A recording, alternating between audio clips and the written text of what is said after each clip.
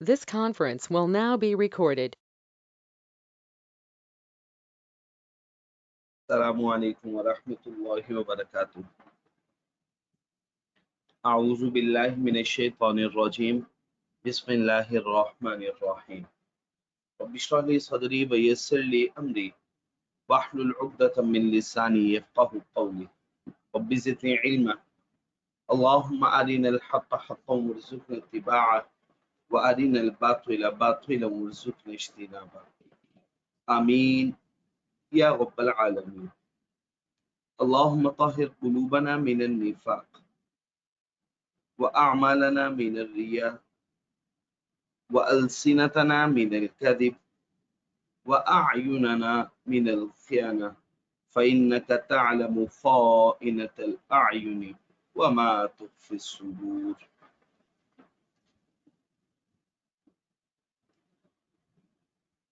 Today we are going to start from the second portion of ISA, that is reporting on financial statements.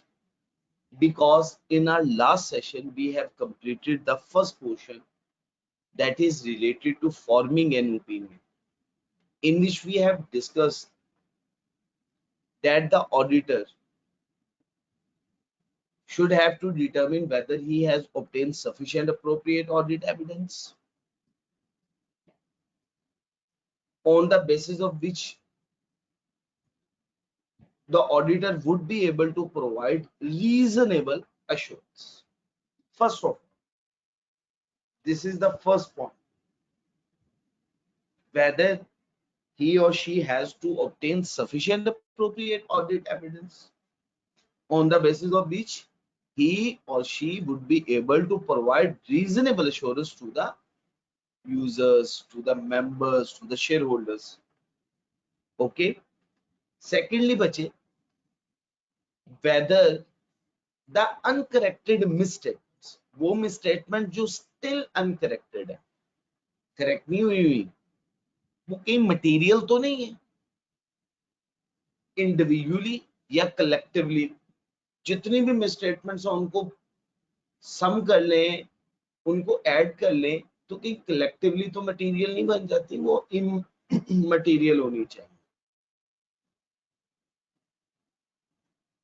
ठीक हो गया जी बच्चे. और उसके बाद फेयर प्रेजेंटेशन, और उसके लिए बच्चे हमने 6+2, पहले 6 पॉइंट्स पढ़े थे और उसके बाद बच्चे 2 पॉइंट्स पढ़े थे जो हमने कल डिटेल डिस्कस किए थे इवैल्यूएशन के. उम्मीद करता हूं आपको इनमें कोई प्रॉब्लम नहीं. सर जी बच्चे. सर कल क्लास हुई थी? जी बच्चे, कल क्लास हुई थी. सर कितने बजे?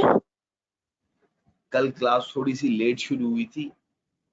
बच्चे मैं आप लोग आपके साथ शेयर कर दूं. ठीक ठीक है सर. और सर मैंने आपसे कहा था परसों की मैंने क्लास नहीं ली थी, वो मैंने आपको रीजन भी बता दिया था. ठीक हो गया. आप दोबारा मैसेज सेंड कर देना, बस थोड़ा सा बिजी हूँ इस वजह से टाइमली रिस्पॉन्ड नहीं कर पाता. ठीक है, मैं माजरत खाऊं इस चीज के लिए, लेकिन इंशाल्लाह कुछ 2-4 दिनों में है सिचुएशन बेहतर हो जाएगी. ठीक है. तो सर वो सर परसों का भी लेक्चर आप शेयर कर देंगे? मुझे मैसेज सेंड कर देना, मैं इंशाल्लाह कर दूंगा. ठीक है. बिस्मिल्लाहिर्रहमानिर्रहीम. अच्छा बच्चे, अब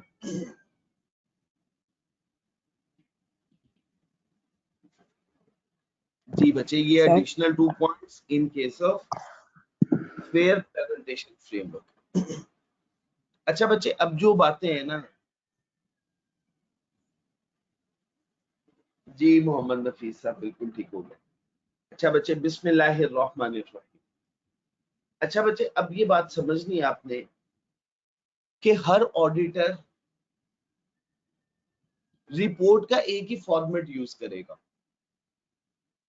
पाकिस्तान में रहते हुए वो रिपोर्ट इशू करेगा कंपनीज एक्ट 2017 के रेगुलेशंस के मुताबिक. हर ऑडिटर का एक ही फॉर्मेट होगा. ऐसा क्यों होता है? ऐसा इस वजह से होता है ताकि कंसिस्टेंसी रह सके.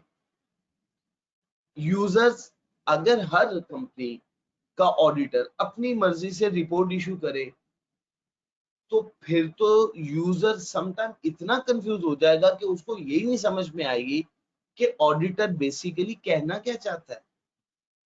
वो एक कंपनी की रिपोर्ट को दूसरी कंपनी की रिपोर्ट से कंपेयर ही नहीं कर पाएगा। ऑडिटर अपनी मर्जी से डिफरेंट वर्ड्स यूज करेगा और उसके लिए उनको अंडरस्टैंड करना और दूसरी कंपनी के साथ कंपेयर करना बहुत मुश्किल होता जाएगा। उसके लिए एक ही फॉर्मेट दे दिया गया कि आप किसी भी कंपनी का ऑडिट करें, ऑडिट करने के बाद आपने रिपोर्ट इस फॉर्मेट पे इशू करनी।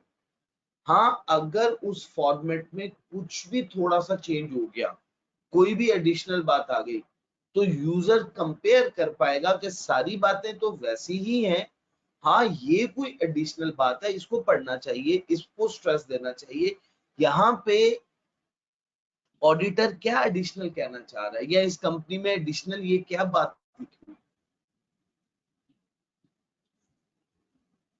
तो इस बात को समझने के लिए हमें सबसे पहले रिपोर्टिंग के पोर्शन में हमें ऑडिट रिपोर्ट और उसके कंटेंट्स को समझना।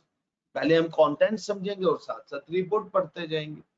तो आज से हम स्टार्ट करने वाले हैं बच्चे कंटेंट्स ऑफ ऑडिट रिपोर्ट। बिस्मिल्लाहिर्रहमानिर्रहीम।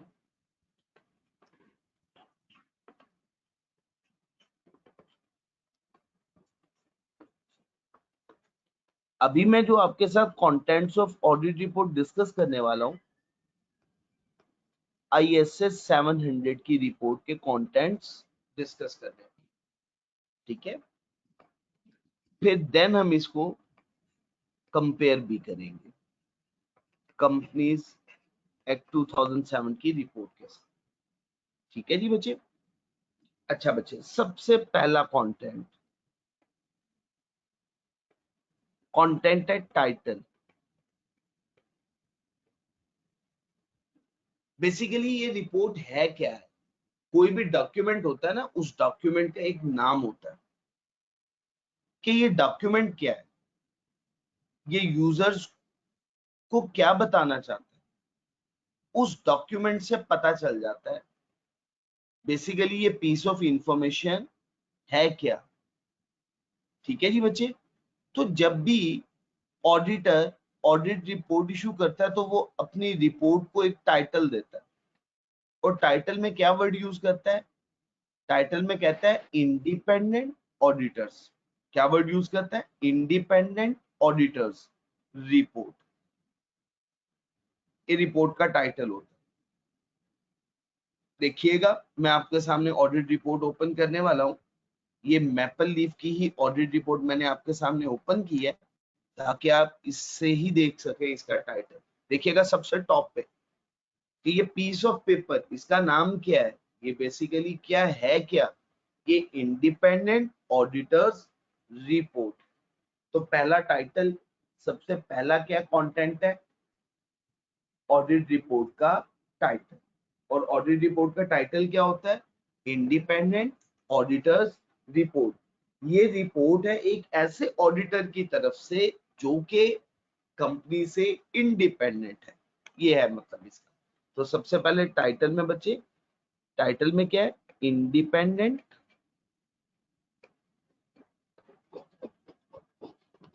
Auditors report. अभी मैंने आपके सामने जो ऑडिटर्स रिपोर्ट ओपन की हुई थी, ये मैपल लीफ की थी और मैपल लीफ के ऑडिटर KPMG ने इशू की हुई है, ठीक हो गया ना बच्चे। तो ये इंडिपेंडेंट ऑडिटर्स रिपोर्ट। तो पहला कंटेंट समझ में आ गया, आप लोगों को याद भी हो गया। फर्स्ट वन कंटेंट क्या है, उसका टाइटल याद करते जाइएगा। 14 कंटेंट्स है, आपने बहुत अच्छे से याद करना। सबसे पहला टाइटल, सबसे पहला क्या है, टाइटल। और टाइटल में क्या लिखते हैं, इंडिपेंडेंट ऑडिटर्स रिपोर्ट। अच्छा बच्चे, सेकेंड वन एड्रेसी।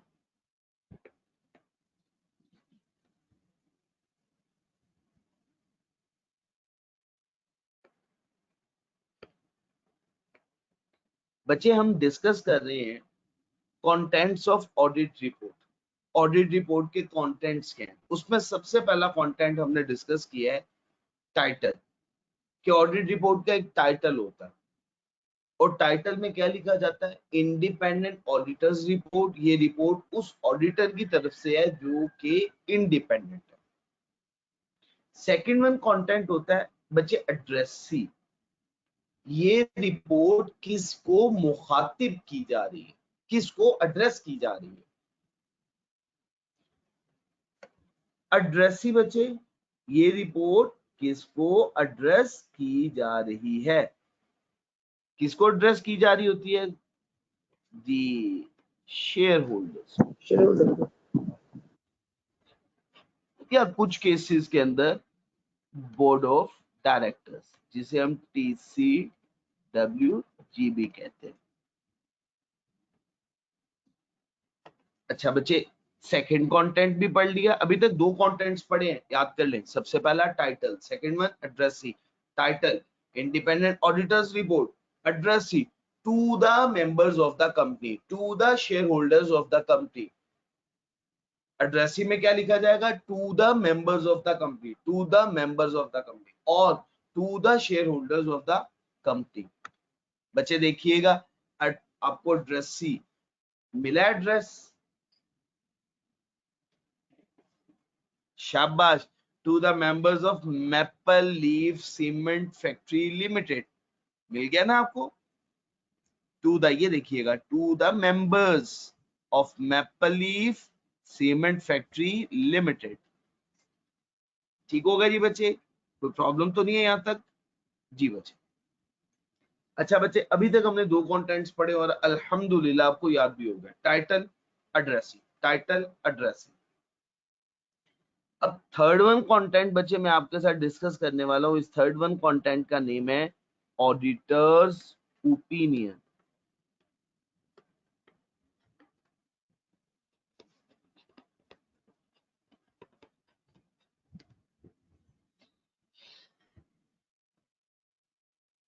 क्या नेम है बच्चे, ऑडिटर्स ओपिनियन। क्या नेम है, ऑडिटर्स ओपिनियन। याद कर लें आप लोग जी बच्चे, साथ साथ याद करते जाइएगा, ऑडिटर्स ओपिनियन। अच्छा बच्चे, ऑडिटर्स ओपिनियन के आपने दो सेक्शन बना लेने। ऑडिटर्स ओपिनियन के कितने सेक्शन बनाने हैं, दो। First one, introductory paragraph. सबसे पहला क्या, इंट्रोडक्टरी पैराग्राफ।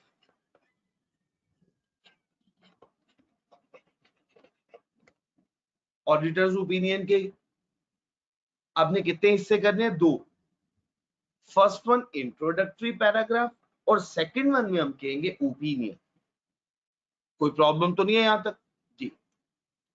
अब बच्चे, इंट्रोडक्टरी पैराग्राफ में 5 बातें आपने बतानी है। कितनी बातें बतानी है, 5 बातें। कितनी बातें, 5 बातें, भूलना नहीं है। कितनी बातें बतानी है, 5। इंट्रोडक्टरी पैराग्राफ में आपने 5 बातें बतानी है। कौन कौन सी 5 बातें बतानी है वो मैं लिखने लगा। सबसे पहली बात आपने बतानी है, आइडेंटिफाई द एंटिटी, जिसका आपने ऑडिट किया है उस एंटिटी का नाम बताना है।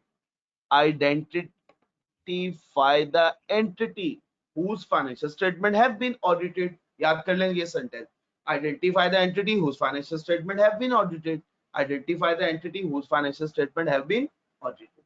आपने उस एंटिटी का नाम बताना है जिसकी फाइनेंशियल स्टेटमेंट का आपने ऑडिट किया।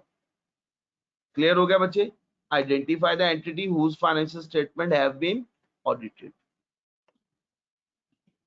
बिल्कुल ठीक हो गया, ठीक है। आपने ये बता देना है financial statement have been audited. क्या बता देना, state that the financial statement have been audited. State that the financial statement have been audited. आपने कहना है मैं ऑडिट कर चुका हूं, मैंने ऑडिट मुकम्मल कर लिया है। State that the financial statement have been audited. State that the financial statement have been audited. दो बातें अभी तक पढ़ी इंट्रोडक्टरी पैराग्राफ में। फर्स्ट वन, आपने आइडेंटिफाई किया जिस एंटिटी की फाइनेंशियल स्टेटमेंट का आपने ऑडिट किया, तो identify the entity whose financial statement have been audited। Secondly आपने कहना है we have audited, we have audited. Sentence ही यहां से स्टार्ट करना है। We have audited the financial statement, we have audited the next financial statement of, जो company का नेम होगा वो कंपनी का नेम आ जाएगा। दो बातें क्लियर हो गई इंट्रोडक्टरी पैराग्राफ में से। अच्छा जी बच्चे, अब थर्ड पर। अच्छा बच्चे, आपने फाइनेंशियल स्टेटमेंट का ऑडिट किया, फाइनेंशियल स्टेटमेंट की कौन कौन सी स्टेटमेंट का, अब हर स्टेटमेंट का नाम लिखना है आपने। तो आपने क्या करना है, टाइटल लिखना है, नाम ऑफ ईच स्टेटमेंट जो फाइनेंशियल स्टेटमेंट के साथ कंप्राइज विद है, title of each statement, her statement का टाइटल आपने लिखना। क्या करना है जी, हर स्टेटमेंट का टाइटल आपने मेंशन करना है, टाइटल ऑफ ईच स्टेटमेंट। अच्छा, अब इसके साथ ही साथ notes to the financial statement, उसको भी रेफर करना है। किसको रेफर करना है, notes to the financial statement. अच्छा, अब आपको पता है स्टेटमेंट ऑफ फाइनेंशियल पोजीशन एक स्पेसिफिक डेट की, स्टेटमेंट ऑफ प्रॉफिट और loss for the year ended, हर स्टेटमेंट फाइनेंशियल स्टेटमेंट की फॉर द ईयर एंडेड होती है, सवाए एक स्टेटमेंट के जो एज एट होगी वह स्टेटमेंट ऑफ फाइनेंशियल पोजीशन। तो कंफ्यूज नहीं, हर statement for the year ended except statement of financial position जो कि as at a specific date पे है। तो बच्चे आपने क्या कर देना है, आपने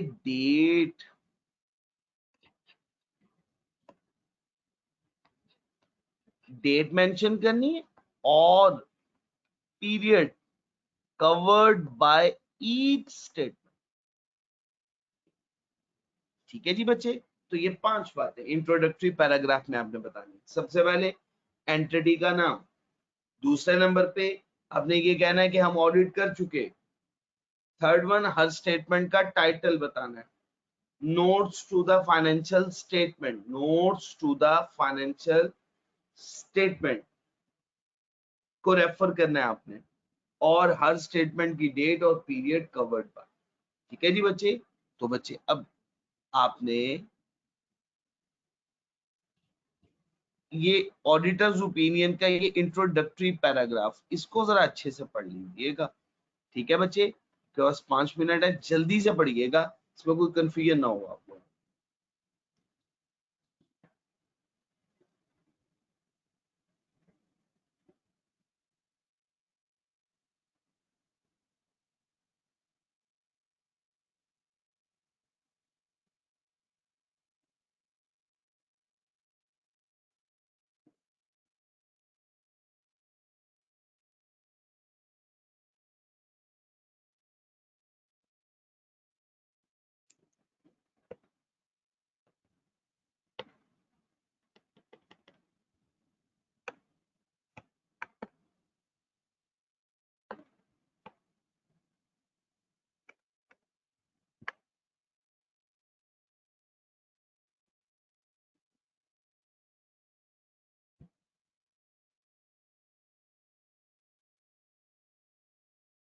बच्चे इंट्रोडक्टरी पैराग्राफ पढ़ना है,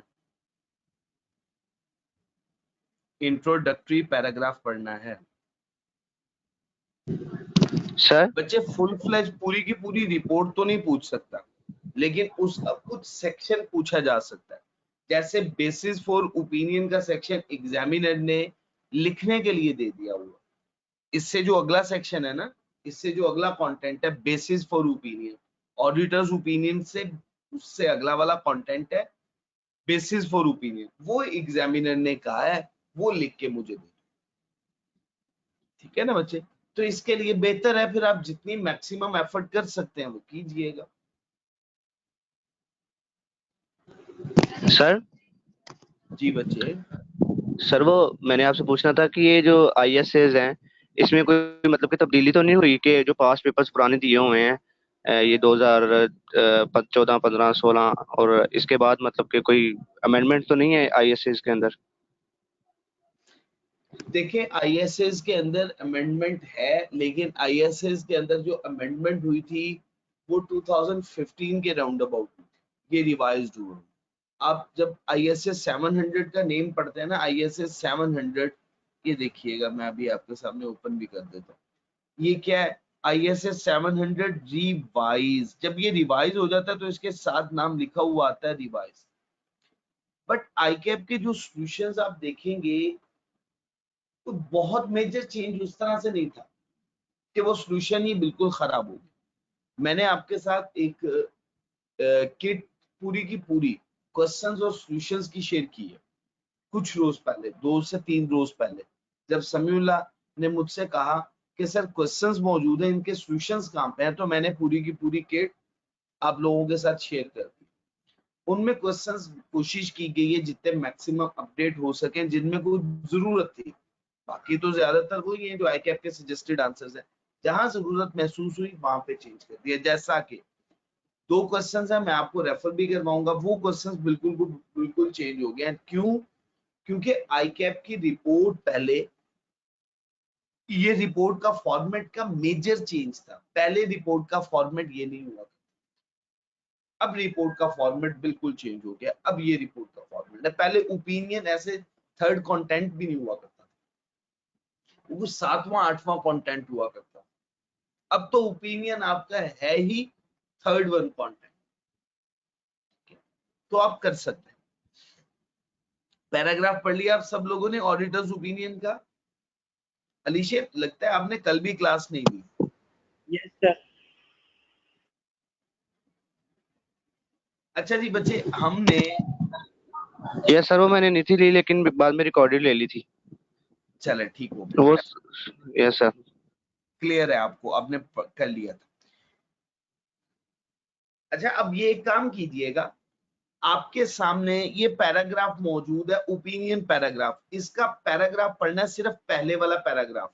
ये है इंट्रोडक्टरी पैराग्राफ, सिर्फ पहला पैराग्राफ पढ़ना है। ये रिपोर्ट है, ISA 700 की रिपोर्ट है, इसमें आपने ओपिनियन पैराग्राफ पढ़ना है। ये पैराग्राफ यहां से वी हैव ऑडिटेड से अकाउंटिंग पॉलिसीज, जल्दी से पढ़िएगा बच्चे।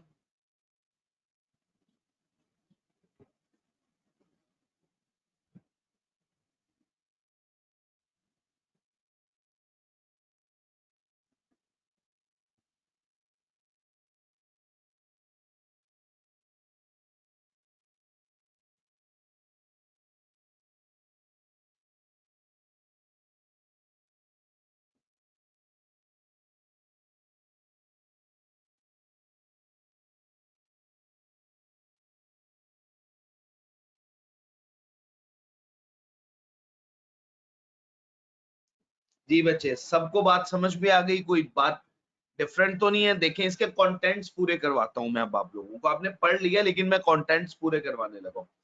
State that we have audited, second one content समझ आ गया? पहली बात क्या है? We have audited. अच्छा जी, उसके बाद the financial statement of ABC company, ये सेकंड वन हमारी तरतीब में पहला नंबर था। Identify the entity whose financial statement have been audited. ABC company, ये एंटिटी का नेम है। Which comprise the statement of financial position। अब title of each statement, title में सबसे पहला टाइटल क्या है? Statement of financial position, statement of comprehensive income, statement of changes in equity, statement of cash flows. Third content हो गया। अच्छा बच्चे, अब next and notes, fourth content हो गया। हमने रेफर करना है notes to the financial statement को, जो कि इंक्लूडिंग है इन स्टेटमेंट के साथ। ठीक हो गया जी। अच्छा, fifth one date for the year then ended, और ईयर एंडेड कौन सा है वो ऊपर मेंशन किया हुआ है, एज एट 31 दिसंबर 2001, वो एज एट है। बाकी फॉर द ईयर एंडेड क्या मतलब? पूरे साल भर के लिए है। और एंड कब हो रही है? दिसंबर 31, 2001। तो बच्चे, पांचों बातें पूरी हो गई इसमें? जी बच्चे, यहां तक कोई प्रॉब्लम? जी। अब नेक्स्ट इंट्रोडक्टरी पैराग्राफ। जी बच्चे, सर ये जो 5 बातें हैं इसी सीक्वेंस में लिख सकते हैं या फिर जैसे दूसरा आईकैप में भी लिखा? आपसे अगर सवाल पूछे कि आपने ओपिनियन पैराग्राफ में कौन कौन सी बातें मेंशन करनी होती हैं, इन लिस्ट करें। लिस्ट डाउन करते हुए आप सीक्वेंस यही रख लीजिएगा। बट अगर आपसे वो कहते कि ये पैराग्राफ लिख के दो मुझे, तो फिर आपने जो paragraph as it is report में गिवन है, जिस वर्डिंग के साथ गिवन है, फिर तो वही दोगे। फिर तो आपके पास कोई सोल्यूशन। सर इसके क्वेश्चन जो है रिटेंशन कहते हैं कि हाँ, इसके कुछ पैराग्राफ को रिटेन करना पड़ेगा, सभी पैराग्राफ को आप रिटेन नहीं करोगे। मैं बताता भी जाऊंगा किन किन पैराग्राफ को आपने रिटेन करना। अच्छा बच्चे, अब हमने इंट्रोडक्टरी पैराग्राफ के बाद अगला हमने कहा था कि हमने इसके 2 पार्ट कर देने हैं। दूसरा है बच्चे ओपिनियन।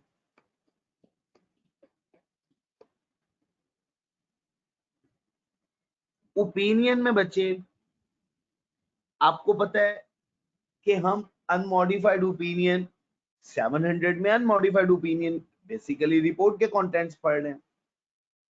तो फाइनेंशियल स्टेटमेंट अगर हम ओपिनियन फॉर्म कर रहे हैं फाइनेंशियल स्टेटमेंट पे, तो वो 2 फ्रेमवर्क्स पे हो सकती है। कितने फ्रेमवर्क्स पे हो सकती है? 2 फ्रेमवर्क्स पे। पहला फ्रेमवर्क क्या है बच्चे? फेयर प्रेजेंटेशन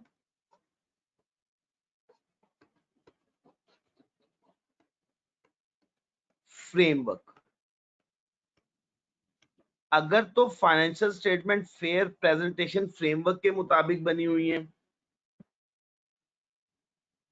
तो फिर ओपिनियन देते हुए हम ये कह सकते हैं कि financial statement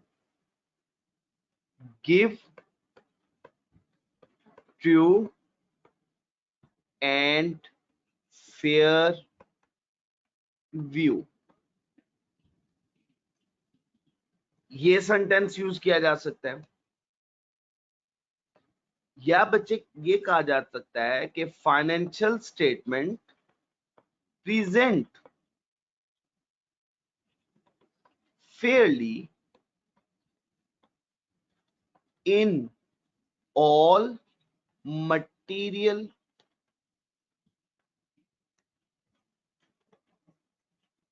respects। Financial statement present fairly in all material respects. इन दोनों में से कोई एक सेंटेंस यूज किया जा सकता है। अच्छा बच्चे, अब आपको ये भी पता है कि दूसरा फ्रेमवर्क कौन सा है? दूसरा फ्रेमवर्क होता है कंप्लायंस फ्रेमवर्क।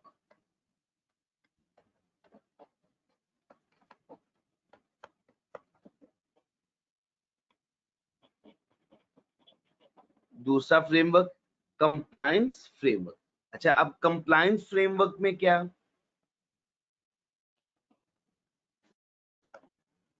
फाइनेंशियल स्टेटमेंट, क्या वर्ड यहाँ पे यूज किया जाता है? यहाँ पे कहा जाता है कि financial statement has been prepared. ठीक है जी बच्चे, has been prepared in accordance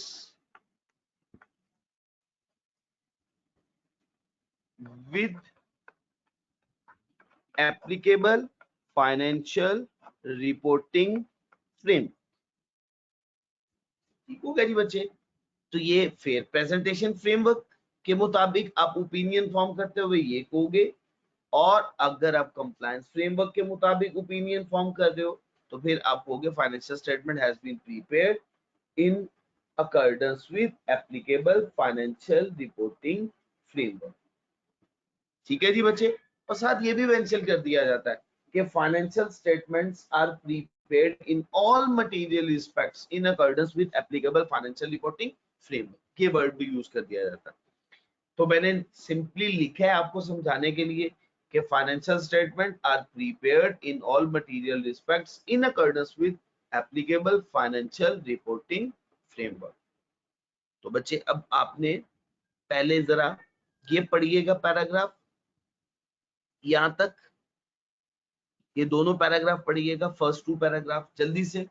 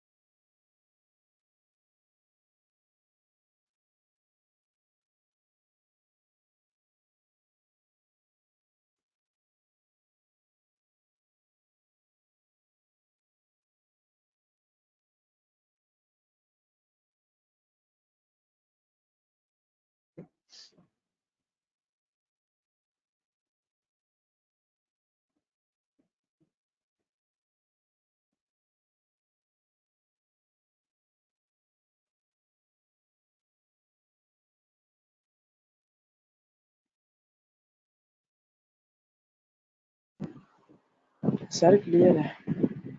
जी बच्चे, अब बच्चे बातें समझनी है कुछ, यहां तक किसी बच्चे को कोई कंफ्यूजन तो नहीं है, कोई प्रॉब्लम तो नहीं है। ऑडिटर्स ओपिनियन थर्ड कंटेंट था, इसमें हमने दो टुकड़े कर दिए, इंट्रोडक्टरी पैराग्राफ और second one opinion. Introductory paragraph में हमने दो बातें बता दी, और बच्चे ओपिनियन में फेयर प्रेजेंटेशन फ्रेमवर्क या कंप्लायंस फ्रेमवर्क। मुजम्मिल अब यहाँ से बात जरा थोड़ी सी हटके है, अगर आपको मैं कहूँ ना स्ट्रेट अभी रीडिंग करें तो आपको ये बात शायद जरा मुश्किल हो समझते हो। मैं ये नहीं कह रहा हूँ समझ नहीं आएगी, हो सकता है मुश्किल हो। हम कोशिश करते हैं पहले बात को समझते हैं, फिर उसके बाद रीडिंग करेंगे, इंशाल्लाह जल्दी समझ में आ जाएगी बात। अच्छा बच्चे, applicable financial reporting framework, Pakistan में एप्लीकेबल फाइनेंशियल रिपोर्टिंग फ्रेमवर्क क्या है? एप्लीकेबल फाइनेंशियल रिपोर्टिंग है इंटरनेशनल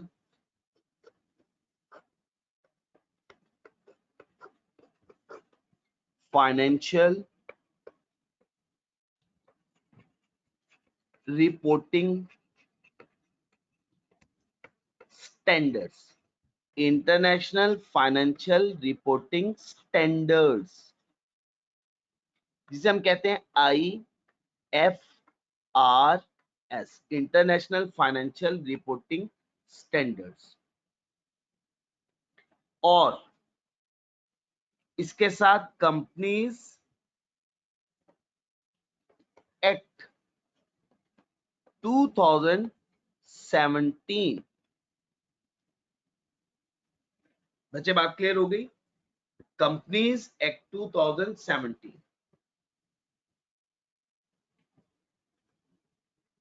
कंपनीज एक्ट 2017। आप लोग जो रिपोर्टिंग 2 पढ़ रहे हैं, आप लोगों का एक टॉपिक होगा FAR 2 में, फाइनेंशियल अकाउंटिंग एंड रिपोर्टिंग 2 का एक टॉपिक है फाइनेंशियल स्टेटमेंट बनाना सीखना, कि कंपनीज की फाइनेंशियल स्टेटमेंट कैसे बनाई जाए। उसमें आप सीखोगे कि हम फाइनेंशियल स्टेटमेंट बनाते हुए notes to the financial statement भी बनाते हैं, और नोट्स बनाते हुए फिर हम स्टेटमेंट ऑफ कंप्लायंस लिखते हैं। स्टेटमेंट ऑफ कंप्लायंस में ये कि ये जो फाइनेंशियल स्टेटमेंट बनी हुई है, ये फाइनेंशियल स्टेटमेंट किस क्राइटेरिया के मुताबिक बनी हुई है। आप वहां पे क्या यूज करते हो? These financial statements have been prepared in accordance with International Financial Reporting Standards as applicable in Pakistan and Companies Act 2017. या हम कह देते हैं these financial statements have been prepared in accordance with the provisions of Companies Act 2017 and International Financial Reporting Standards. अब international financial reporting standards कितने apply होंगे हमारी situation में? ये गजट में रेगुलेटरी बॉडी SCCP मेंशन कर देता है, गाहे बगाहे मेंशन भी करता है। तो वो as applicable in Pakistan, Pakistan में जैसे एप्लीकेबल, जैसे बता दिया गया, तो वर्ड हम क्या यूज करते हैं? These financial statements have been prepared in accordance with the provisions of the Companies Act 2017 and International Financial Reporting Standards as applicable in Pakistan. तो यहाँ पे जब आप वर्ड बोल रहे हैं ना एप्लीकेबल फाइनेंशियल रिपोर्टिंग फ्रेमवर्क, इसका क्या मतलब है? इसमें दोनों बातें जो हमारी जुरिस्डिक्शन में अप्लाई हो रही हैं, वो दोनों की दोनों बातें कवर होंगी। और ये बात हमने चैप्टर नंबर 1 के स्टार्ट में भी पढ़ रखी हुई है। ठीक हो गया जी? और ये IFRS issued by international accounting standard board. यहां तक कोई प्रॉब्लम तो नहीं है? अच्छा, यहां तक तो बात बड़ी इंपॉर्टेंट। अच्छा, अब एक बात जो आपकी किताब में लिखी है उसको रट्टा लगाने ना बैठ के, इसको सिर्फ समझना।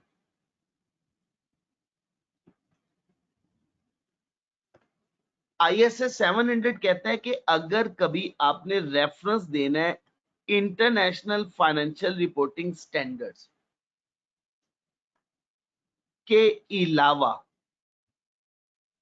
ठीक है ना। तो मैं इसको कह देता हूं, इसको मैं चेंज कर देता हूं, मैं कहता हूं जी ये वर्ड है जी, अगर हमें कह दिया अदर देन, आपने रेफरेंस देना है लेकिन किसका, other than international financial reporting standards.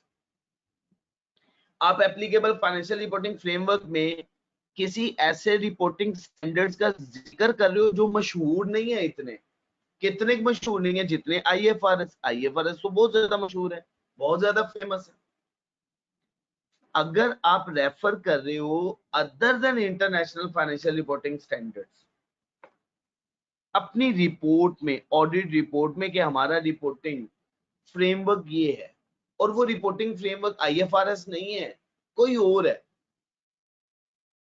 तो फिर आपको एक एडिशनल बात भी मेंशन करनी पड़ेगी, ज्यूरिसडिक्शन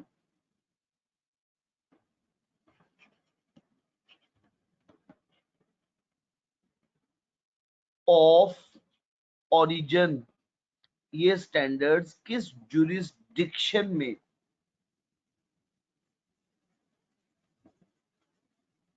किस ज्यूरिसडिक्शन में बनाए गए हैं, अप्लाई होते हैं, ठीक है ना बच्चे। तो ये बात भी याद। अब बच्चे आपने, अब आप पढ़िएगा इससे नेक्स्ट बेसिस फॉर ओपिनियन से पहले पहले तक,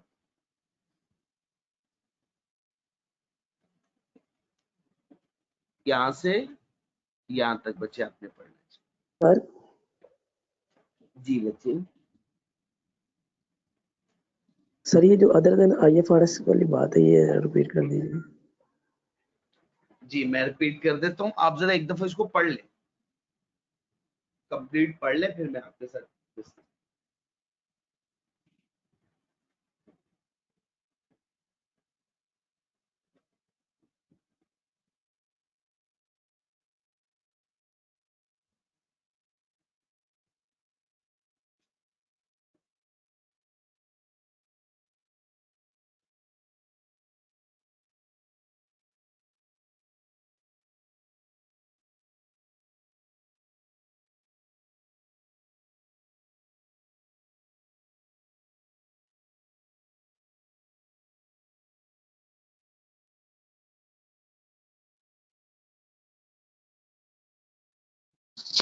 जी सर, समझ तो आ गई है सर, इसको रिटेन भी करना है कि नहीं? देखिए इसको रिटेन करने की जरूरत नहीं है, इसको समझ आ गई है तो आप इसको तो खुद एक्सप्रेस कर सकते हैं, क्योंकि हर बात जो है वो मेंशन करना मुमकिन नहीं है आपके लिए, याद करना मुमकिन। तो इसको तो आप सिंपली खुद से, मैं आप लोगों के साथ एक काम करूंगा, जो मैं सिंपल ये शॉर्ट बना रहा हूँ, ये मैं आप लोगों के साथ इंशाल्लाह शेयर करता हूँ, ठीक है ना, ताकि आप लोगों के लिए रेफर करना आसान हो। जी अब बात जरा दोबारा सुनिएगा। पहली बात तो हमने कहा कि applicable financial reporting framework comprises of what, applicable financial reporting framework किस पे मुश्तमिल है, पाकिस्तान में दो बातों पे, provision of companies act 2017 and international financial reporting standards पे। दूसरी बात, अगर किसी कंट्री के अंदर रिपोर्टिंग फ्रेमवर्क आईएफआरएस नहीं है, अदर देन आईएफआरएस, तो फिर आपको ज्यूरिसडिक्शन ऑफ ओरिजिन भी बताना पड़ेगा कि ये रिपोर्टिंग स्टैंडर्ड्स किस कंट्री के हैं, वो भी बताना पड़ेगा। ठीक हो गया जी बच्चे। तो बच्चे ये है अदर देन आईएफआरएस, कहता है जी आपका फाइनेंशियल रिपोर्टिंग फ्रेमवर्क को इतना मशहूर नहीं है, वो मशहूर नहीं है, तो फिर वो स्टैंडर्ड किसकी एग्जांपल लेता है, अदर देन आईएफआरएस, कहता है आईएफआरएस की तरह मशहूर नहीं है, तो फिर आपको साथ क्या बताना पड़ेगा, ज्यूरिसडिक्शन ऑफ ओरिजिन। जैसे हम यहाँ पे वर्ड बोल रहे होते हैं ना, as applicable in Pakistan sometime, ठीक है ना, तो फिर ये आपको मेंशन। यहां तक बच्चे हो गया क्लियर। अच्छा जी बच्चे, अभी तक हमने कितने कंटेंट्स पढ़ लिए बच्चे, 3। याद करें जल्दी जल्दी से, कौन कौन से, title, addressee, opinion, title, addressee, opinion, ठीक होगा जी, जज़ाकुमुल्लाह खैर। अभी तक बच्चे हम 3 बातें पढ़ चुके हुए, 3 कंटेंट्स पढ़ चुके हुए, अब हम फोर्थ वन कंटेंट पढ़ने वाले हैं, जो कि बहुत ही इंटरेस्टिंग है। आपने ओपिनियन तो दे दी, आपने ओपिनियन किस बेसिस पे दी वो तो बताएं। आपने ओपिनियन तो दे दी जी बच्चे, provisions of companies act 2017 shall apply करेंगे अगर आईएफआरएस में और प्रोविजंस ऑफ कंपनीज एक्ट में कंट्राडिक्शन आ जाता है तो फिर कंपनीज एक्ट की प्रोविजन अप्लाई होंगी, फिर हम आईएफआरएस की रिक्वायरमेंट को स्किप कर देंगे, नेशनल लॉ प्रीवेल करेगा। और ये बात भी स्टैंडर्ड्स में मेंशन है। अच्छा बच्चे, अब हम फोर्थ वन कंटेंट पढ़ने वाले हैं। कौन सा कंटेंट? फोर्थ वन कंटेंट, वो है बच्चे बेसिस फॉर ओपिनियन।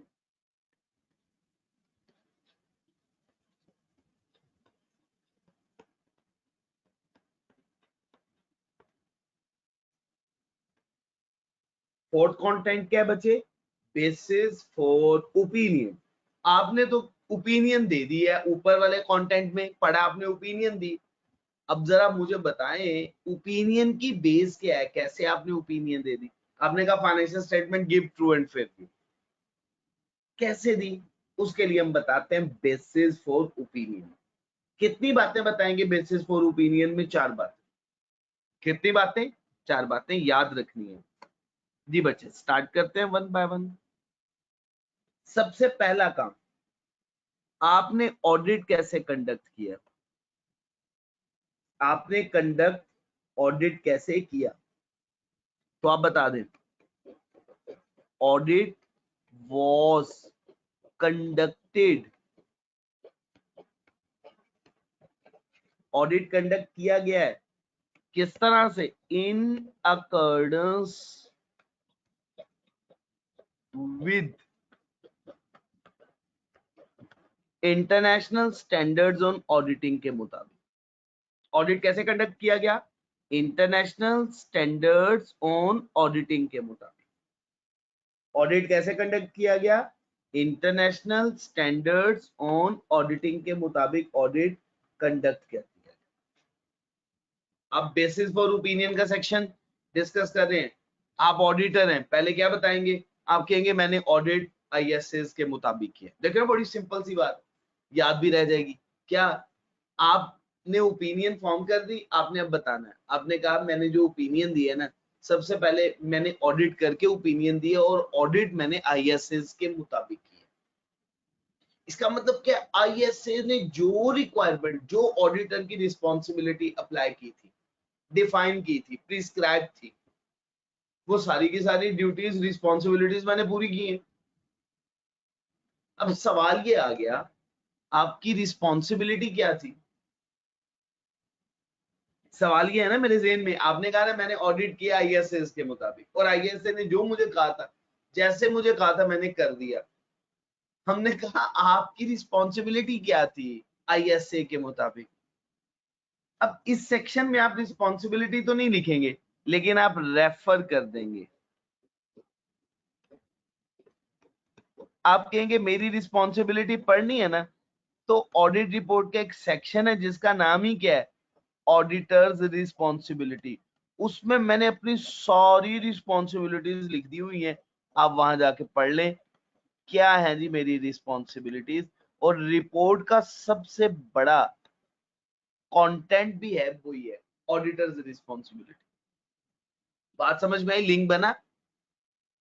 भाई आपने ऑडिट किया, ओपिनियन फॉर्म की, तो ऑडिट करके ओपिनियन फॉर्म किया, आपने ऑडिट कैसे किया? हमने ऑडिट आईएसए के मुताबिक किया। अच्छा, आईएसए ने आपकी रिस्पॉन्सिबिलिटीज क्या बताई है? वो ऑडिटर्स रिस्पॉन्सिबिलिटी सेक्शन में मौजूद है। अच्छा जी बच्चे, नेक्स्ट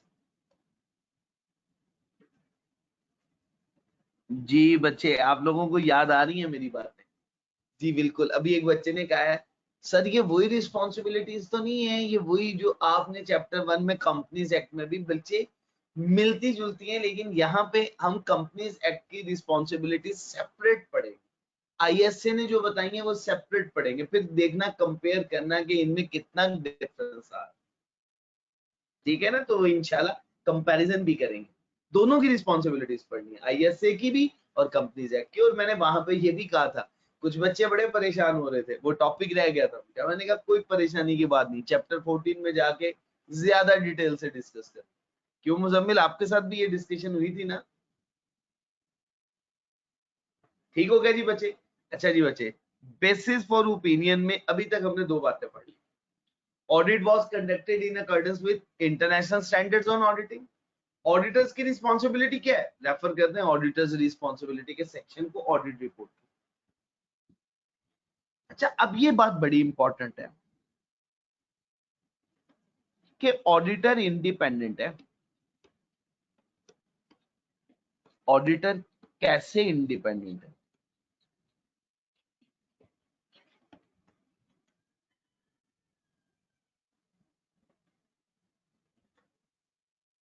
किस तरह से इंडिपेंडेंट है? इन अकॉर्डेंस विद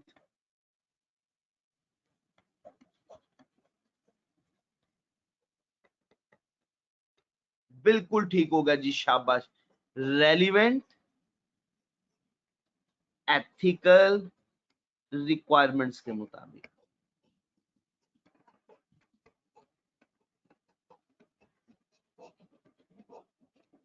जो रेलिवेंट एथिकल रिक्वायरमेंट्स है ऑडिट से मुतालिक, उस बिल्कुल ठीक है जी। बच्चे ने मुझे पता क्या कहा है जी, अलीशेर ने कहा है कोड ऑफ एथिक्स के मुताबिक। और वो कोड ऑफ एथिक्स किसने इशू किए हुए हैं? International ethics standard board for accountants. ऐसा ही है ना, याद है ना जी आप लोगों को? जी बच्चे, इसके बाद बच्चे लास्ट वन, हमने इसमें 4 बातें डिस्कस करनी थी। अभी तक हमने कितनी बातें डिस्कस कर ली हैं? 3 बातें। पहली बात, आईएसए के मुताबिक ऑडिट किया। ऑडिटर्स की रिस्पॉन्सिबिलिटी क्या है? सेक्शन को रेफर कर देना है और कहना भाई हम इंडिपेंडेंट है। ये ना सोचिएगा कि हम कंपनी के मुलाजिम हैं और कंपनी की फेवर में बात करेंगे, ऐसी कोई बात नहीं है। हम कंपनी के मुलाजिम नहीं है, हम कंपनी से इंडिपेंडेंट है, बोर्ड ऑफ डायरेक्टर से इंडिपेंडेंट है। हम तो उसूल की बात करेंगे, हम तो उसूलों पे चलने वाले लोग हैं, प्रोफेशनल बिहेवियर रखते हैं हम लोग। हम झूठ बोलते कोई नहीं है, इंटेग्रिटी हमारे अंदर कूट कूट के भरी हुई है। ऑब्जेक्टिव है, मुतासिब भी नहीं है हम कि कोई किसी तासुब का शिकार हो, ऐसा भी नहीं है। और कंपिटेंट हम पाए के लोग हैं, प्रोफेशनली कंपिटेंट एंड ड्यू के काम हम बड़ी एहतियात से करने वाले हैं। और जो बातें हमें बता देना, बताएंगे किसी को नहीं, कॉन्फिडेंशियलिटी भी रखने वाले लोग। इसका मतलब है हम कॉन्सेप्चुअल फ्रेमवर्क को, ये सारी बातें किसने बताई? कोड ऑफ एथिक्स ने बताई। तो हम इंडिपेंडेंट लोग हैं और इंडिपेंडेंस के उसूल जितने भी कोड ऑफ एथिक्स ने बताए हुए हैं, प्रिंसिपल्स उन्होंने बताए हुए हैं, हम उन प्रिंसिपल्स को फॉलो करने वाले लोग। जी जी बिल्कुल बिल्कुल अलीशेर, फरिश्ते हैं जी हम लोग, बिल्कुल सही कहा जी। अच्छा जी, अब ये बात अब आप खत्म करने लगे, मैं आपसे सवाल पूछता हूं एक सिंपल सा। अलीशेर ने जवाब दिया था लास्ट, तो अलीशेर से पूछ लेते हैं। अलीशेर ने ऑडिट किया, ऑडिट मुकम्मल कर लिया, सब कुछ हो गया। अलीशेर ने कहा इस कंपनी की financial statement give true and fair view. Financial statement बिल्कुल ठीक है, इनमें मटेरियल मिसस्टेटमेंट मौजूद नहीं है, रीजनेबल एश्योरेंस प्रोवाइड की। अलीशेर आपको कैसे पता चला? सर मैंने रीजनेबल एश्योरेंस के लिए जो आईएससी की रिक्वायरमेंट है कि अप्रोप्रिएट सफिशिएंट एविडेंस हासिल करूं, उसके लिए। शाबाश, ठीक है ना। ऑडिटर का बिलीव है, तो हम यहाँ पे वी की बजाय ऑडिटर का बिलीव लिख देते हैं।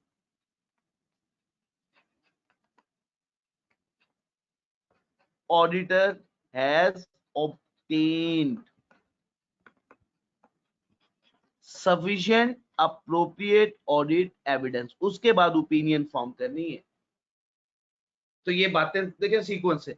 मैंने आईएसए के मुताबिक ऑडिट किया। अच्छा, आईएसए के मुताबिक ऑडिट किया तो आपकी रिस्पॉन्सिबिलिटी क्या है? मेरी रिस्पॉन्सिबिलिटी का सेक्शन है ऑडिटर्स रिस्पॉन्सिबिलिटी, उसको पढ़ लीजिएगा।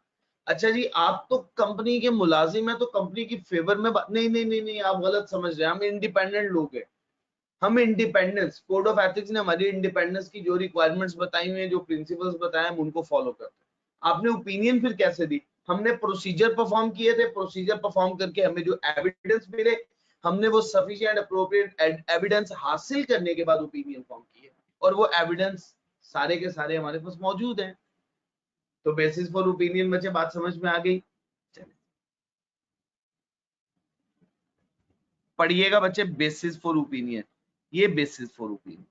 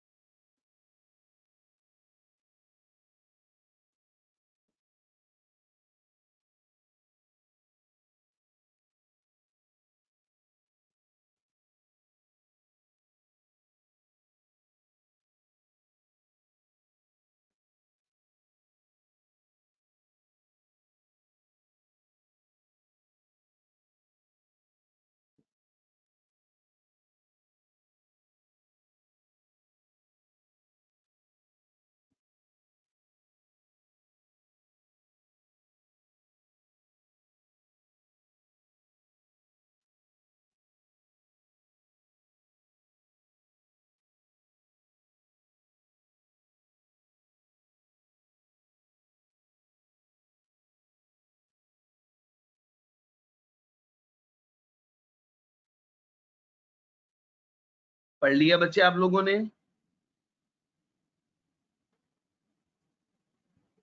पास्ट पेपर का क्वेश्चन है, बेसिस फॉर ओपिनियन का सेक्शन लिखवाया हुआ है एग्जाम में।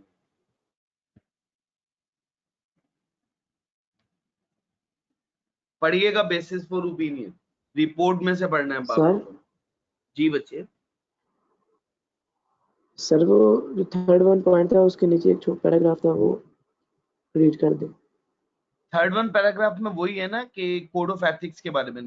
The statement shall identify the jurisdiction of origin of the relevant ethical requirement. आपने जुरिसडिक्शन का भी मेंशन करना है, जैसे पाकिस्तान के अंदर आईकैप ने कोड ऑफ एथिक्स, ठीक है ना, तो वो भी बताने में। बेसिस फॉर ओपिनियन रिपोर्ट में से पढ़िएगा बच्चे जल्दी से।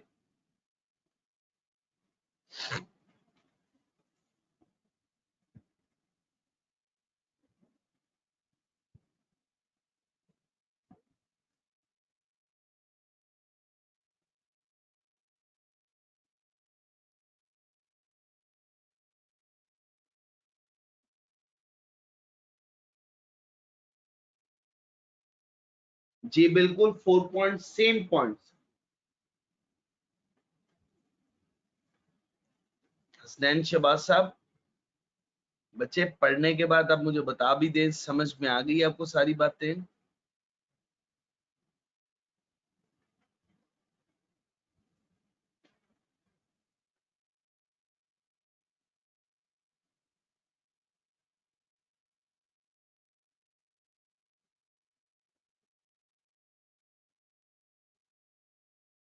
अली ताहिर साहब, आप नहीं बच्चे रिस्पांस दे रहे हो?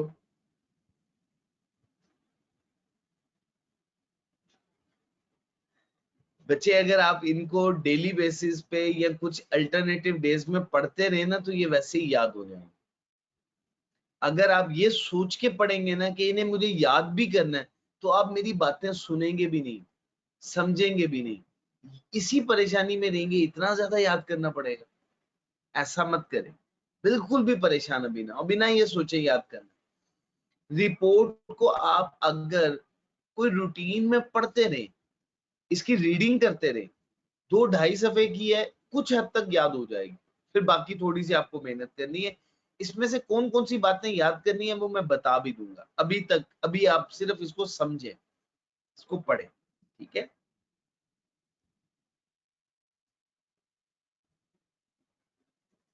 जी बच्चे, एकदम बात क्लियर हो गई है बच्चे? अच्छा जी बच्चे, अब नेक्स्ट। अभी तक हमने बच्चे 4 कंटेंट्स पढ़ लिए हैं। टाइटल, एड्रेस सी, ओपिनियन, ऑडिटर्स ओपिनियन और बेसिस फॉर ओपिनियन। अच्छा जी बच्चे, अब हम डिस्कस करने वाले हैं फिफ्थ वन, गोइंग कंसर्न।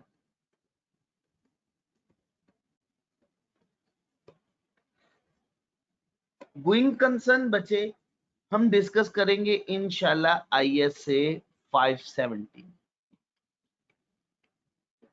हमारे इस चैप्टर का सबसे लास्ट वन टॉपिक है। कंटेंट नेम याद रख लीजिएगा। इसके बाद बच्चे अगला कंटेंट है की ऑडिट मैटर। अगला कंटेंट क्या है? की ऑडिट मैटर। इसको बच्चे हम डिस्कस करेंगे ISA 701 में। चैप्टर 14 में 700 के बाद कंपनीज एक्ट का पोर्शन है, कंपनीज एक्ट के बाद 701 है, लेकिन हम पढ़ेंगे इसको सेकंड लास्ट पे, 570 से पहले पढ़ेंगे इसको। तो ये 6 कंटेंट्स हो गए। अच्छा बच्चे, 7th one content, other information.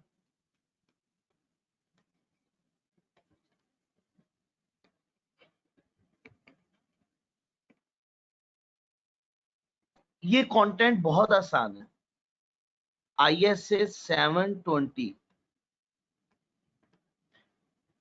और इसकी आसान बात क्या है कि ये हमारे सिलेबस का पार्ट ही नहीं, सिर्फ आपको इसका नाम याद रखना है, other information.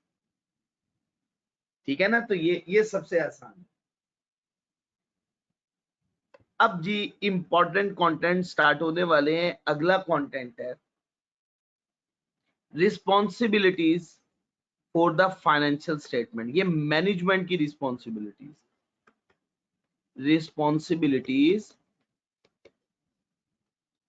For the financial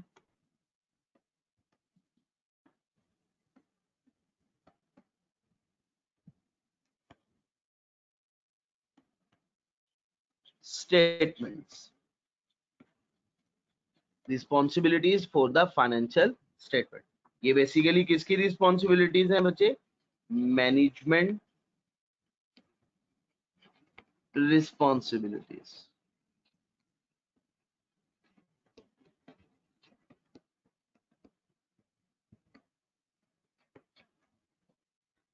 management की रिस्पॉन्सिबिलिटीज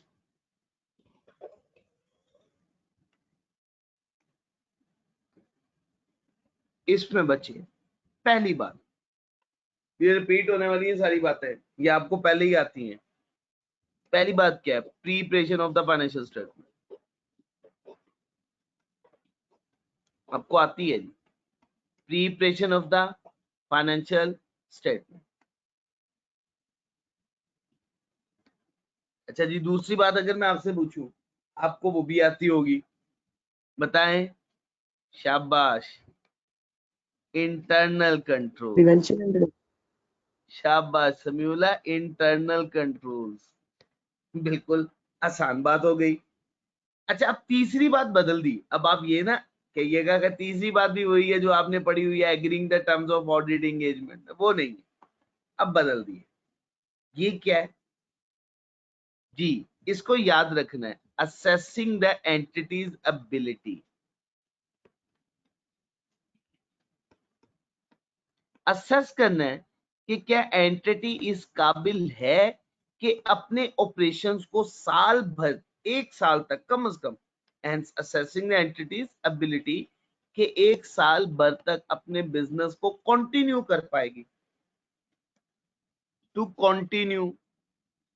इसे हम क्या बोलते हैं बच्चे? As a going concern.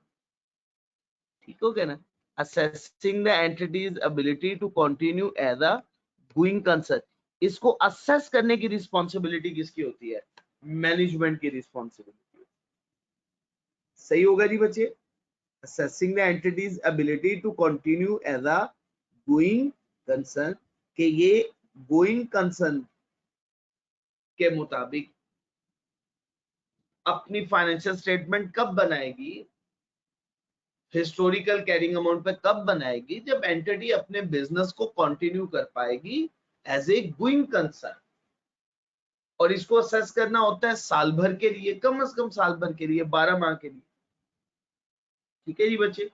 जी बच्चे पढ़िएगा बच्चे रिस्पॉन्सिबिलिटीज। अब ये सेक्शंस बेसिस फॉर ओपिनियन के बाद गोइंग कंसर्न 570 रिवाइज की ऑडिट मैटर 701 है। अदर इंफॉर्मेशन देखिए, पढ़े जरा other information. The auditor shall report in accordance with ISA 720 where applicable ISA 720 ISA 720 revise shall be discuss in your later studies at CFAP level examination. आपके syllabus का part नहीं है। अब है responsibilities for the financial statement. अच्छा जी बच्चे पढ़ना शुरू करते हैं इस सेक्शन।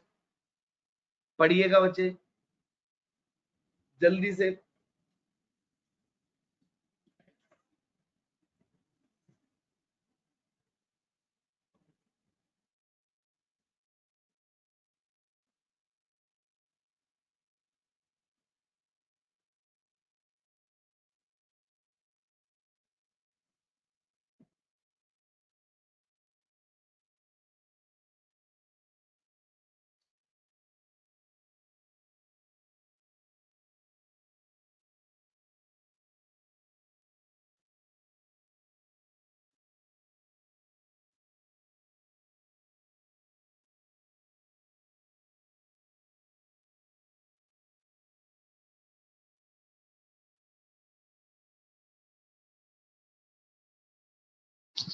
सर स्क्रीन थोड़ी ऊपर कर दें।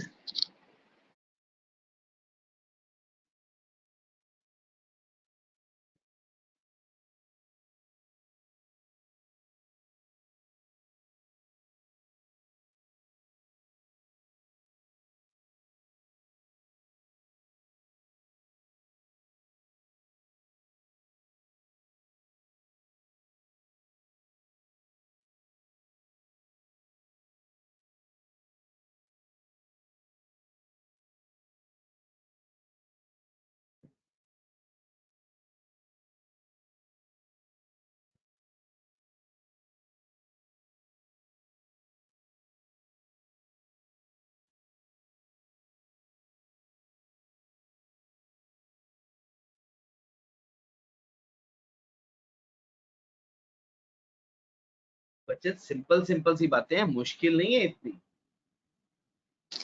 सर ये थर्ड पॉइंट सर रिपीट कर दें, समझ नहीं आई किसी तरह। थर्ड पॉइंट ये है कि आपने फाइनेंशियल स्टेटमेंट बनाई है गोइंग कंसर्न बेसिस पे। IAS 1 कहता है कि आपने फाइनेंशियल स्टेटमेंट बनाते हुए, एक होता है मैनेजमेंट, एक होता है हायर मैनेजमेंट, टॉप मैनेजमेंट।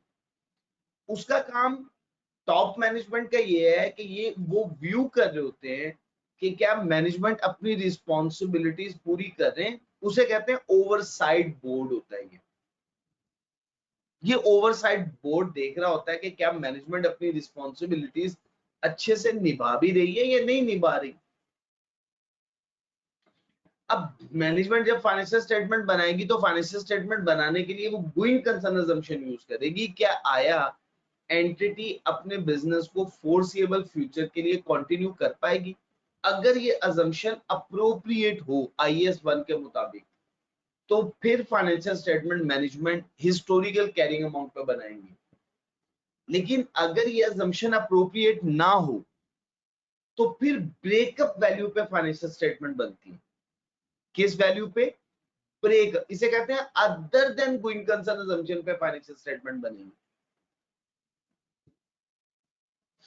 तो ये हम इंशाल्लाह डिटेल डिस्कशन करेंगे 570 में इन बातों। तो क्या कह रहा है? This section shall also identify those responsible. कहता है ये जो सेक्शन आपने पढ़ लिया ना, ये रिस्पॉन्सिबिलिटी उनकी भी जाहिर करता है कंपनी के अंदर जिनकी रिस्पॉन्सिबिलिटी ओवरसाइट की थी, टॉप मैनेजमेंट की थी। हमने वर्ड तो यहाँ पे लिख दिया कि मैनेजमेंट से रिस्पॉन्सिबिलिटी, तो इसका मतलब दो साल विद गवर्नेंस की रिस्पॉन्सिबिलिटी नहीं है, वो टॉप मैनेजमेंट ओवरसाइट बोर्ड की रिस्पॉन्सिबिलिटी नहीं है, ये उनकी भी रिस्पॉन्सिबिलिटी को जाहिर कर रहा है, ये उनकी भी रिस्पॉन्सिबिलिटी है। ठीक है जी बच्चे, और उनकी रिस्पॉन्सिबिलिटी क्या है? When those responsible for such oversight are different from the management, वो लोग डिफरेंट है मैनेजमेंट से और उनकी रिस्पॉन्सिबिलिटी ओवरसाइट की, उनको भी यहाँ पे मेंशन कर रहा है, ये उनकी भी रिस्पॉन्सिबिलिटी है, responsibilities for the financial statement. जी बच्चे, आप सब लोगों को क्लियर हो गया बच्चे?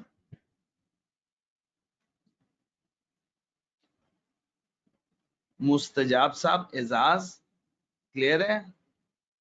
हसनैन शहबाज साहब को भी, हसनैन अवान साहब को भी, जुनेद, नफीस साहब, नफीस बच्चे आपको भी क्लियर है? यस सर क्लियर है। जज़ाकुमुल्लाह खैर, ठीक होगा जी बच्चे। अब हमारी एक रिस्पॉन्सिबिलिटीज हम पढ़ने वाले हैं, वो है ऑडिटर्स की रिस्पॉन्सिबिलिटी, वो हम स्टार्ट करने वाले हैं। सबसे पहले auditors responsibility for the audit of the financial statement, ठीक है जी।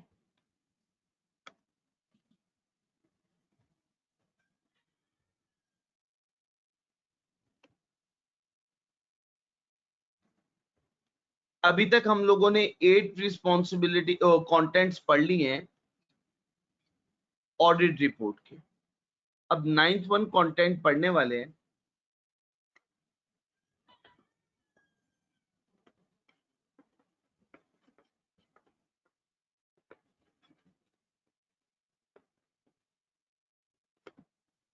Auditors responsibilities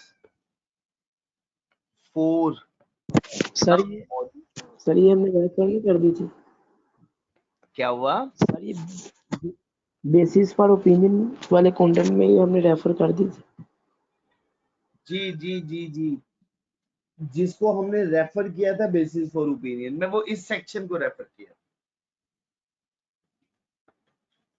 audit of the financial statement.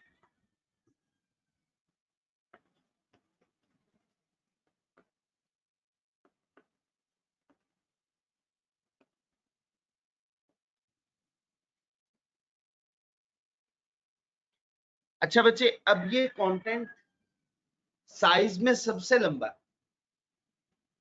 Audit report का सिग्निफिकेंट पोर्शन कवर करता है, इसको जरा हम टुकड़ों में पढ़ेंगे। सबसे पहले हम कहेंगे ऑडिटर्स रिपोर्ट शैल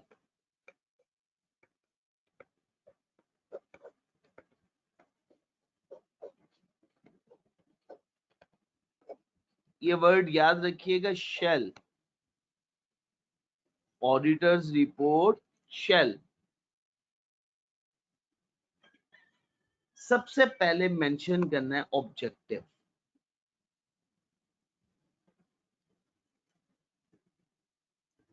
सबसे पहले क्या मेंशन करना है बच्चे? Objective.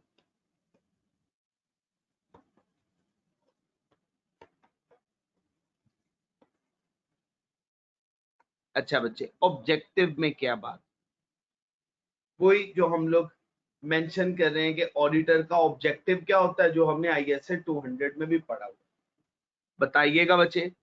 Obtain, sufficient appropriate audit evidence। शाबाश, रीजनेबल एश्योरेंस, बिल्कुल ठीक हो गया जी। क्या हासिल करनी है? रीजनेबल एश्योरेंस हासिल करनी है by obtaining sufficient appropriate audit evidence, बिल्कुल ठीक हो गया। अच्छा जी, रीजनेबल एश्योरेंस हासिल करने के बाद क्या करें? और रीजनेबल एश्योरेंस किस चीज की हासिल करनी है? रीजनेबल एश्योरेंस हासिल करनी है कि financial statement as a whole are free from material misstatement whether due to fraud और एरर। याद रखना है ये बात, to obtain reasonable assurance about whether the financial statement as a whole are free from material misstatement whether due to fraud or error। पूरा sentence याद कर ले, obtain reasonable assurance about whether the financial statement as a whole are free from material misstatement whether due to fraud or error। Next, issue an auditor's report। Issue करनी है auditor report.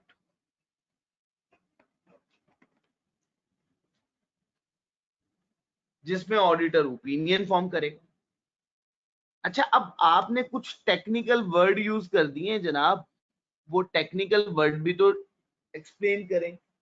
जैसे सबसे पहले आपने word use किया reasonable assurance, define करें reasonable assurance. Sir ये high level of insurance होती है लेकिन एब्सोल्यूट नहीं। शाबाश, ये आपने बिल्कुल इसी तरह से ही इसको डिफाइन कर देना है। आपने कहना है reasonable assurance high level of assurance है but not absolute. High level of assurance होती है लेकिन ये एब्सोल्यूट एश्योरेंस 100% एश्योरेंस नहीं होती, नॉट एब्सोल्यूट। अच्छा, अब एक और बात याद करें, मैंने आपसे कहा था ऑब्टेन रीजनेबल एश्योरेंस। आपने क्या कहा? Obtain reasonable assurance about whether the financial statement as a whole are free from material misstatement. अब आपने वर्ड यूज कर दिया यहाँ पे मिसस्टेटमेंट का। इस मिसस्टेटमेंट का वर्ड और मटेरियल का मतलब, इन दोनों का मतलब भी समझाना है। अभी आपने जो जो बातें इसमें यूज कर दी है टेक्निकल लेमैन अप्रोच यूज करते हुए, उसको बताइएगा। अब आपने दो बातें यहाँ पे, आपने यहाँ पे बताया कि पहली मिसस्टेटमेंट,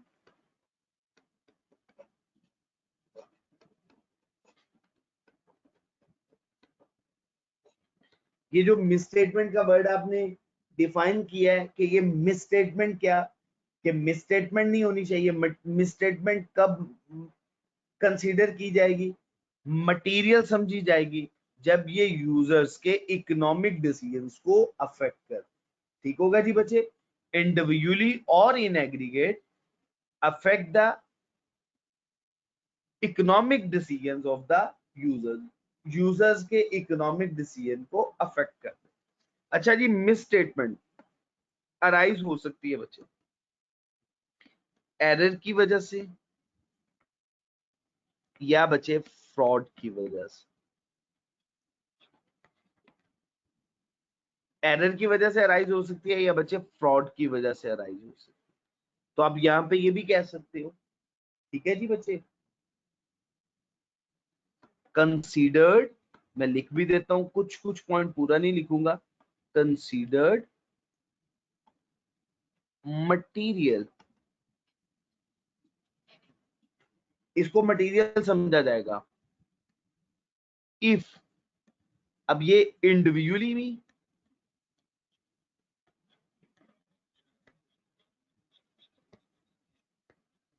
और when aggregated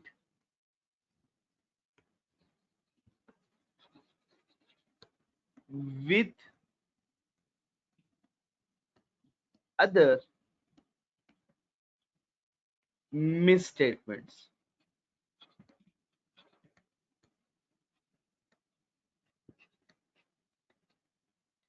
affect the economic decisions of the users।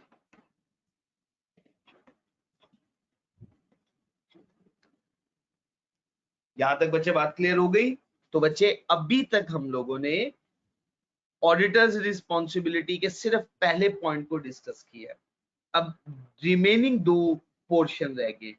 अब इसमें से याद रख लीजिएगा, पहले हमने क्या कहा, ऑडिटर्स रिपोर्ट शेल ऑब्जेक्टिव में कि ऑडिटर्स की रिस्पॉन्सिबिलिटी क्या, उसने obtain reasonable assurance about whether the financial statement are free from material misstatement whether due to fraud और एरर, ये बात।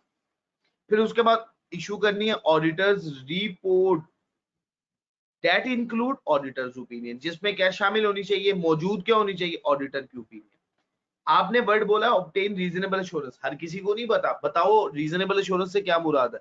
Reasonable assurance high level of assurance होती है, एब्सोल्यूट नहीं होती। अच्छा, अब आपने ये भी तो कहा था मटेरियल मिसस्टेटमेंट, तो आप बताएं मिसस्टेटमेंट एरर की वजह से होती है या फ्रॉड की वजह से?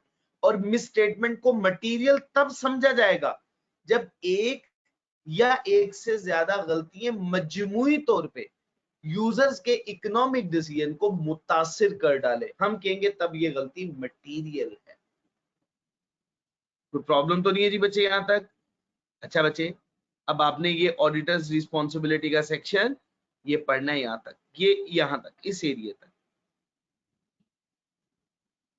समझ आ रही है आपको बात? यहां तक आपने पढ़ना, खुद से पढ़ लीजिएगा, सिंपल है, इसमें मुश्किल बात नहीं है कि कोई आपको कंफ्यूजन हो और आपको कोई बात पूछनी हो। और ऑडिटर्स रिस्पॉन्सिबिलिटी में बच्चे ये पहला पैराग्राफ, फर्स्ट पैराग्राफ, ठीक है जी, यहां तक बच्चे बात क्लियर हो गई। इंशाल्लाह इससे आगे कल कंटिन्यू करेंगे। मोहम्मद नफीस साहब का मैसेज आ गया जी कि टाइम खत्म हो गया होगा, ठीक है जी बच्चे। चलें जी बच्चे, अपना ख्याल सर रखिएगा, मुझे दुआओं में याद। जी बच्चे, सर ये जो आप रिस्पॉन्सिबिलिटीज पढ़ा रहे हैं ये सर वो पीछे से कवर हो जाएगा? बिल्कुल कवर हो। ठीक है सर। कंपनीज एक्ट की रिस्पॉन्सिबिलिटीज भी मैंने चैप्टर 14 में डिस्कस करनी है, इसके बाद वाले टॉपिक में, तो आप उसके बाद पढ़िएंगे तो आपको बिल्कुल कवर हो जाएगा, ठीक है बच्चे। चलिए जी बच्चे, अपना ख्याल रखिएगा बच्चे, मुझे दुआओं में याद रखिएगा। बट जितना मैंने आज पढ़ा दिया इसको बहुत अच्छे से पढ़ के आएंगे तो कल अगली बातें आपको आसानी से समझ में आ जाएंगी, ठीक है जी बच्चे। अपना ख्याल रखिएगा, मुझे दुआओं में याद रखिएगा। सुब्हानक अल्लाहुम्मा व बिहम्दिक अशहदु अल्ला इलाहा इल्ला अंता अस्तगफिरुका व अतूबु इलैक। अस्सलामु अलैकुम व रहमतुल्लाहि व बरकातुहू।